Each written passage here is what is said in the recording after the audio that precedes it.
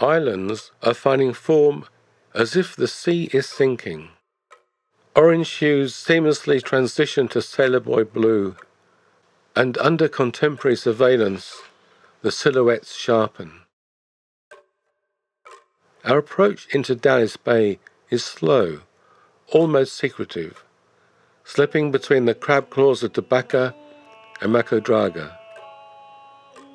Something as simple as the colour blue, by alchemy, melts to a hue brighter than the leaves, needing lyrics for a musical tribute to Rogers and Hammerstein. Volcanic Makogai sits in the centre of around 350 islands in the Fijian archipelago. Two piers pointed towards the outside world, one for the diseased and one for the others. Which is this? The promise of melancholia, of ghosts among the ruins, is punctured by children waiting for us as we splash down off the zodiacs. Laughter, as I ask each one of them their names. I've lost all of them but one. A boat full of worshippers arrives. The others are off to the service for the singing, but having been an altar boy and heard voices in Samoa, King's College, Cambridge, Zen monks chanting Kyoto, and ethereal women in the Romanovs' favourite church, I want to explore Tabaka, the island scrutinised as we anchored at dawn. Sea swills over the way. The coral shards are sharp, so I splash through in my shoes and socks. A grey morph reef heron, yellow front and back, looks for greener pasture. We disturb shorebirds that wheel up and around, landing a little further, their identity camouflaged, probably Pacific golden plovers. The shore shimmies with hermit crabs, true or false, soft-shelled trundling, back legs determinedly hang on to home. Moving where? I don't know. A reef heron trots ahead of us, fluttering occasionally.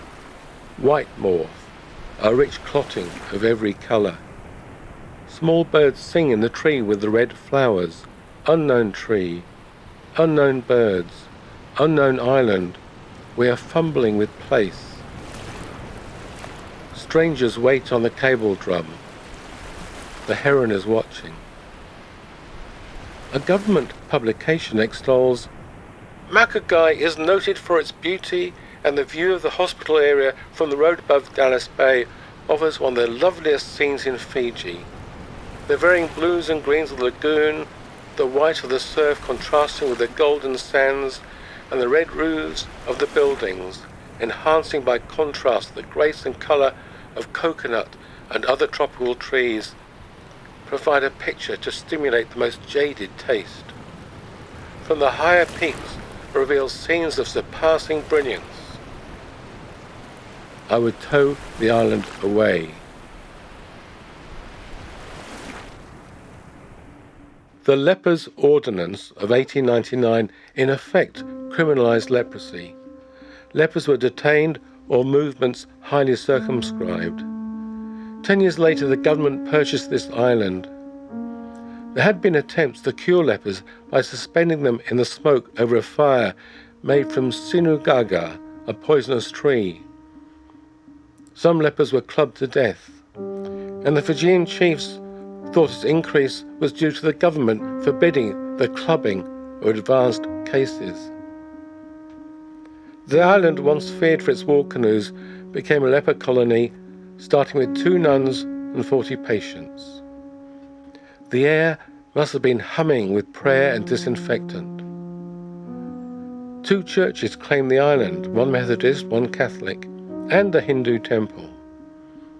The lepers must have had God has his reasons drummed into them. 2 villages claim the island, one for the diseased, the other for the others. Shoes worn in the diseased sector were banned from the clean end. Blood was once thought to be a cure, the most efficacious from virgins or children. Blood from a corpse was sometimes used. The nuns preferred toxic chemicals, hermetic treatment that slowed the disease but often made them ill. Jesus healed a man infected by the bacterium, not a cure. The lesions were a mystery. The year Alexander Fleming came back from a summer holiday in Scotland to find a messy lab bench with colonies of Staphylococcus contained by the mould Penicillium notatum, the medical superintendent noted, "With few exceptions, the lepers at Makogai are contented with their lot." A power station brought electricity via overhead lines. The distribution no longer works. A dam in the hills provided water and contains water, but the pipes are corroded. Villages collect water off the roofs.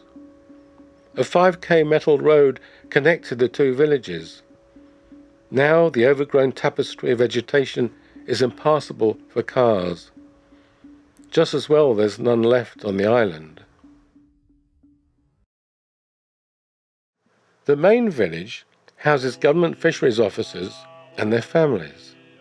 The current chief is head of the Maricultural Research Centre, but a handful of islanders have moved across to Dallas Bay. After the service, Philomeni Colati, pastor and village elder, introduces himself as Bill. Tells us he arrived aged 4. His father worked on the supply ship. He went to a Wesleyan school in Suva, but the fees were too much. He had to come home, and has never left.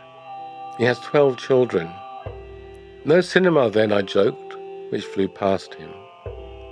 What looked like the prison was the storehouse, Bill says. The prison has high square windows. Their darkness is plugged with laughter. This wasn't the prison, Bill says, but the outdoor cinema. The first cinema in Fiji. He points to the prison, which doesn't look like one to me from where we're standing. Discipline was alert for sin and disease with 4 iron-barred cells. There must have been illegal grog and surreptitious sex. Even marriage was forbidden. I've given talks on the ruins I visited around the world, but these are whispering. The diagnosis was magnetic, warped. It shrunk a person, never ready to say goodbye to their family, community, landscape. The disease was once a scab that never healed. Lepers were imprisoned in their skin, ashamed as their flesh retreated as if the whole carcass was rotten. In exile their feet hardly touched the ground, but anguish might have soaked through the soil into the worms, bacteria and lice, along with the sweat of their labour. Without their family, where did they think they were? They had to discover their own versions of grief. Did their nightmares feature stains appearing on the soles of their feet, lesions finding their arms or nose? Bill ends the tour at the cemetery. 1,500 skeletons trawled from across the Pacific and exiled to this island jail climb the mountain. Let's assume we can't possibly know. Everyone goes missing. A butterfly can't make its mind up among the grasses and the stones, solidly drunk, skewed across the mountain. Each deserves an elegy or name nailed down at least. They're now imprisoned in the past, history almost in paralysis on a tropical island of exile. Where does mercy belong? The colony was run by a French order of nuns. Heroic priests from France and Spain with huge ambitions prayed for souls. How many were consoled by the promise? Lee Hop died in 1969, the year the island closed. Who was Lee Hop? The children start running, entranced by a drone. Magic happens. I can hear a jungle of birds, but their feathers are tightly clenched by the vigorous vegetation. Bill says a French party came to find the grave of a priest, to repatriate his remains, but saw the cemetery and thought that this was where he belonged. We chat on the way back. He's looking forward to his 70th birthday in 10 days' time. His sons and daughters all live in Fiji but are scattered through the islands. He hopes some of them can make it. I liked Bill, told him he was exactly 6 months older than me, and we laughed at how old we were.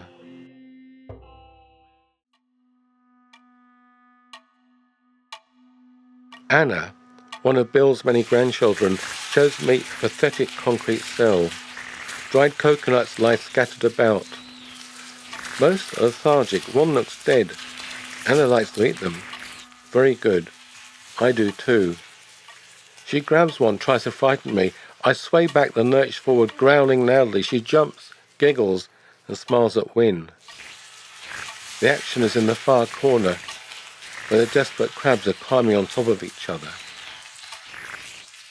In 1916, Mother Mary Agnes became director. Her nickname was the General in Skirts. In 1950 she retired, but remained on the island until her death, 5 years later. Drowning was more common on this island of hard work, without visions or miracles. An article in the Fiji Times claimed Makogai, with its beauty and aurora of peace, was some compensation for the years which many of them had to spend away from their homes.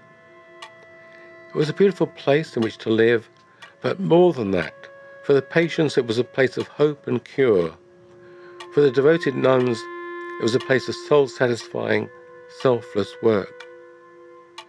Historian Jane Buckingham writes, "A return to some level of everyday life was possible on the island, particularly for the men who fished, planted and gathered fruit and seafood, much as they had in their villages at home.